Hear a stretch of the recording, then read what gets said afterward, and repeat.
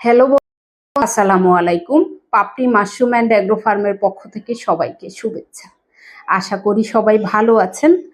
যারা ছাদ কৃষি করে থাকেন তাদের গাছ সুরক্ষার জন্য অনেকেই সঠিক পদ্ধতি জানেন না।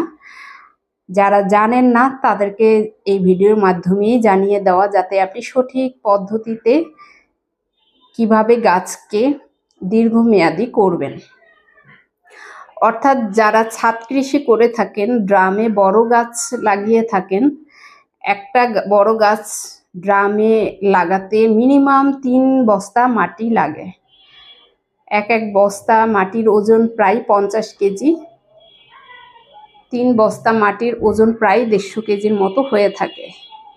কিন্তু আপনি যদি অল্প কিছু মাটির সাথে মাশরুমের সার ব্যবহার করে থাকেন, সেক্ষেত্রে আপনার গাছ সুনিশ্চিতভাবে বেড়ে উঠবে এবং ছাদের জন্য বেশি ওজন খুব একটা ভালো কিছু নয়। এ বিষয়টাও আপনি সুনিশ্চিত থাকতে পারবেন। মাশরুম সার ব্যবহার করলে কতগুলো দিকের উপকারিতা রয়েছে। প্রথমত হয়েছে, মাটি অতিরিক্ত তাপমাত্রার কারণে শক্ত হয়ে যায়, যার ফলে গাছ মরে যায়। কিন্তু যখন আপনি মাশরুম সার ব্যবহার করবেন, মাটির সাথে অল্প কিছু মাটির সাথে যখন মাশরুম সারের পরিমাণটা বেশি দিবেন, তখন শক্ত হবে না, যার ফলে গাছ দীর্ঘমেয়াদী হবে এবং পানি ধরে রাখবে। অতিরিক্ত পানি ধরে রাখবে না, ভেজা ভেজা থাকবে। কিন্তু মাটিতে আপনার অতিরিক্ত পানি হলে গাছ পচে যায়। বিশেষ করে বৃষ্টির সময় কিন্তু মাটির গাছে, ছাদ কৃষিতে অনেক গাছ পচে যায়, কারণ পানিটা জমে থাকে। কিন্তু আপনি যখন মাশরুম সার ব্যবহার করবেন, তখন পানিটা জমে থাকে না, যতটুকু প্রয়োজন ধরে রাখবে, কিন্তু অতিরিক্ত পানিটা ধরে রাখার মতো ক্ষমতা মাশরুম সারের থাকে না, যার ফলে গাছ অতিরিক্ত বৃষ্টিতেও পচে যাবে না, অতিরিক্ত রোদেও শক্ত হবে না, যার ফলে গাছ মারা যাবে খুব কম।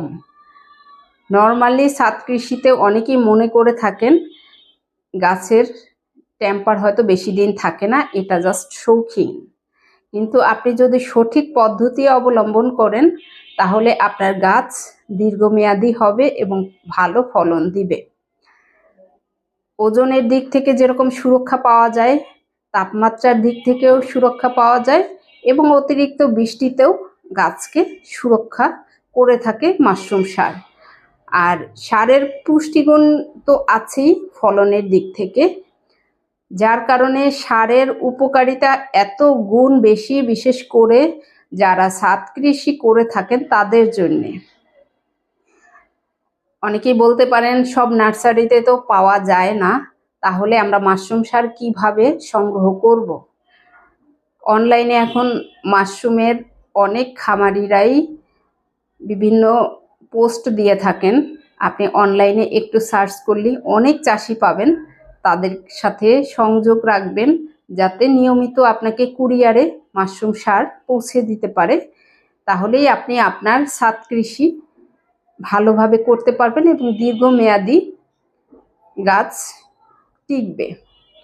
আশা করি ভিডিওটি দেখে যারা জানতেন না তারাও জেনে নিতে পারবেন। ভালো থাকুন, সুস্থ থাকুন এবং নিজ ঘরে ঘরে মাশরুম চাষ করে নিজের পুষ্টির চাহিদা মিটিয়ে তুলুন। ভালো থাকুন, আল্লাহ হাফেজ।